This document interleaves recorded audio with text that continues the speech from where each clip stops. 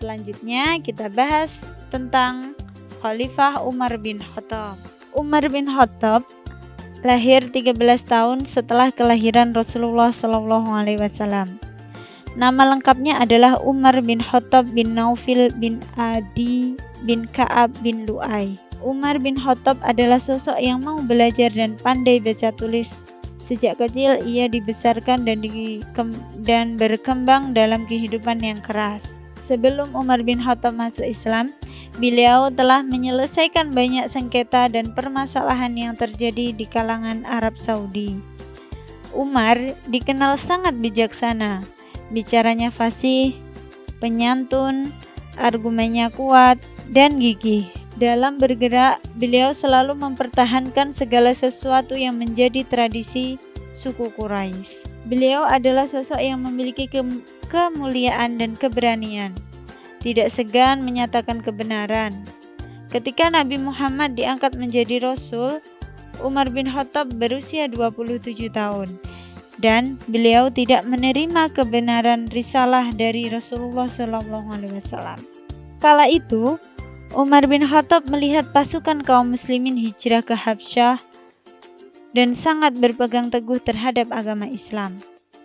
Dan hal tersebut mendorong dirinya membuka hati mendengar seruan dakwah Islam. Terlebih setelah peristiwa Umar bin Khattab mendengar saudara perempuannya membaca ayat suci Al-Quran. Hatinya langsung bergetar. Dan ada pula beberapa pendapat alasan Umar bin Khattab masuk Islam, yakni atas dasar doa yang dilantunkan oleh Rasulullah SAW. Masuknya Umar bin Khattab menjadikan Islam semakin kuat. Dakwah Rasulullah yang semula sembunyi-sembunyi lambat laun dilakukan dengan cara terang-terangan. Dakwah secara terang-terangan bermula saat Rasulullah keluar dari Darul Aqram dengan pasukannya, dengan membentuk dua barisan. Barisan yang pertama yakni dipimpin Umar bin Khattab dan barisan yang kedua dipimpin oleh Hamzah bin Abdul Muttalib. Dan Rasulullah memberikan gelar Al-Faruq atau biasa disebut dengan pembeda antara yang hak dan yang batil. Nah, ketika ada perintah hijrah ke Yasrib, kaum muslimin melakukan perjalanan secara diam-diam sebab mereka takut mendapat serangan. Lantas Umar bin Khattab dengan lantang menyatakan secara terang-terangan bahwa ia akan berhijrah. Dan akhirnya kaum muslimin berhijrah tanpa ada yang membuntuti, dan Umar menjadi pembantu setia Rasulullah SAW.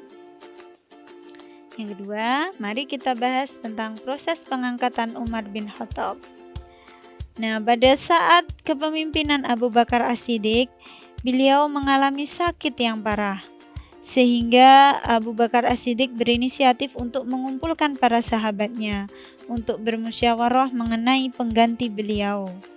Tujuannya agar supaya sepeninggal Abu Bakar tidak terjadi perselisihan di antara kaum muslimin. Para sahabat bermusyawarah, namun tidak ada satu orang pun yang bersedia dipilih, sehingga Abu Bakar membuat pertimbangan lagi dan mengundang sahabat-sahabatnya, di antaranya Abdurrahman bin Auf, Utsman bin Affan, dan beberapa sahabat lainnya untuk dimintai pendapat jika Umar bin Khattab dicalonkan menjadi penggantinya. Dan pada saat itu semua menyetujuinya.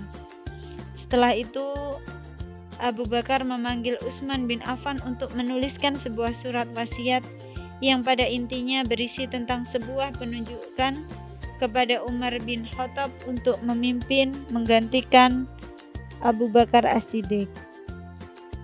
Dan beliau berpesan agar umat Islam mendengar dan menaati Umar bin Khattab. Umar bin Khattab menjadi khalifah pada hari Selasa 22 Jumadil Tsani tahun 13 Hijriah atau bertepatan dengan 13 Agustus 634 Masehi.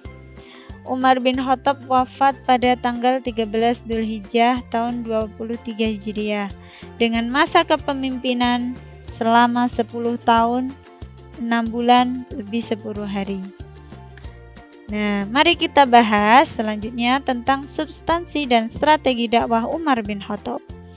Pada masa kepemimpinan Umar bin Khattab, wilayah kekuasaan Islam sudah meliputi Jazirah Arabia, Palestina, Syria, Persia, dan Mesir.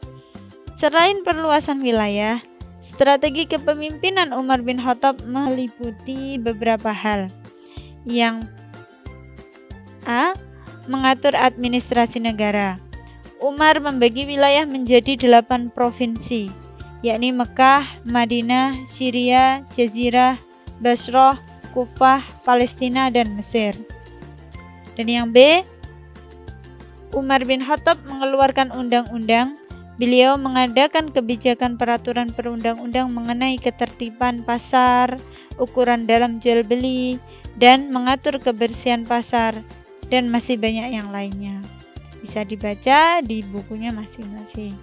Dan yang C, membentuk departemen yang meliputi jabatan kepolisian yang saat itu ditugaskan untuk menjaga keamanan, ketertiban, dan juga menertibkan sistem pembayaran gaji dan pajak tanah.